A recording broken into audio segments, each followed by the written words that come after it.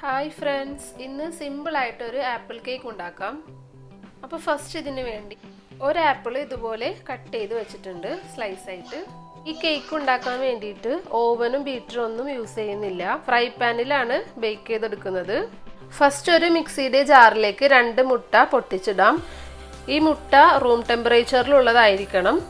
പിന്നെ മിക്സി നല്ല പോലെ തുടക്കണം, ഒട്ടും വെള്ളം ഉണ്ടാവാൻ പാടില്ല.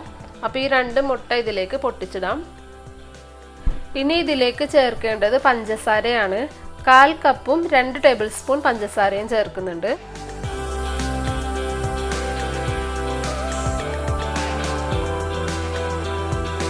ഇനി നന്നായിട്ടൊന്ന് അടിച്ചെടുക്കാം. ഇനി ഇതൊരു ബൗളിലേക്ക് ഒഴിച്ചു കൊടുക്കാം. ഇനി ഇതിലേക്ക് 1/2 കപ്പ് മൈദ ചേർക്കാം. അരിച്ചിട്ട് വേണം ഇതിലേക്ക് ഇടാൻ.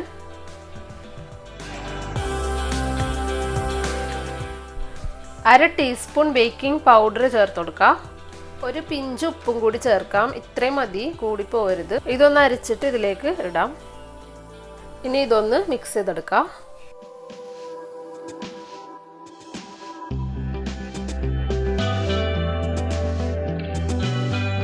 ലാസ്റ്റ് ഇതിലേക്ക് 1/4 ടീസ്പൂൺ വാനില എസൻസ് ഒഴിച്ചിട്ട് ഒന്ന് മിക്സ് ചെയ്യാം. അപ്പോൾ ബാറ്റർ ഇവിടെ റെഡി ആയിട്ടുണ്ട്. ഈ പാനിലാണ് കേക്ക് ബേക്ക് ചെയ്തെടുക്കുന്നത്. അപ്പോൾ ഇതിൽ കുറച്ച് ബട്ടർ ഒന്ന് തേച്ച് കൊടുക്കാം. ഇനി ഇതിലേക്ക് 1 ടേബിൾ സ്പൂൺ പഞ്ചസാര ഇട്ട് കൊടുക്കാം. എല്ലായിടത്തും ആവണ വിധത്തിൽ ഇട്ട് കൊടുക്കാം.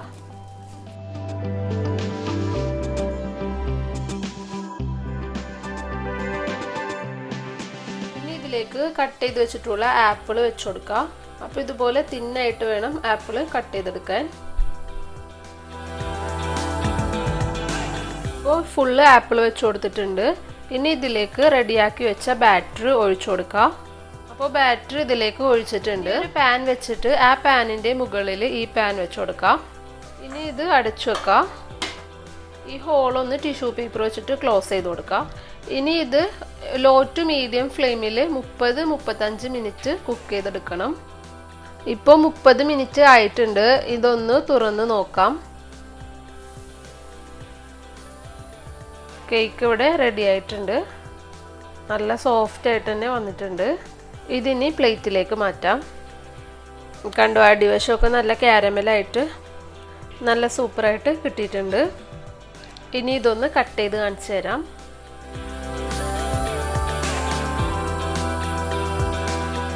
നല്ല സോഫ്റ്റാണ് ഈ ഒരു കേക്ക്. അപ്പോൾ ഇതെല്ലാവരും ട്രൈ ചെയ്ത് നോക്കണം. വീഡിയോ ഇഷ്ടമായെങ്കിൽ ലൈക്ക് ചെയ്യാനും ഷെയർ ചെയ്യാനും സബ്സ്ക്രൈബ് ചെയ്യാനും മറക്കരുത്. ബൈ.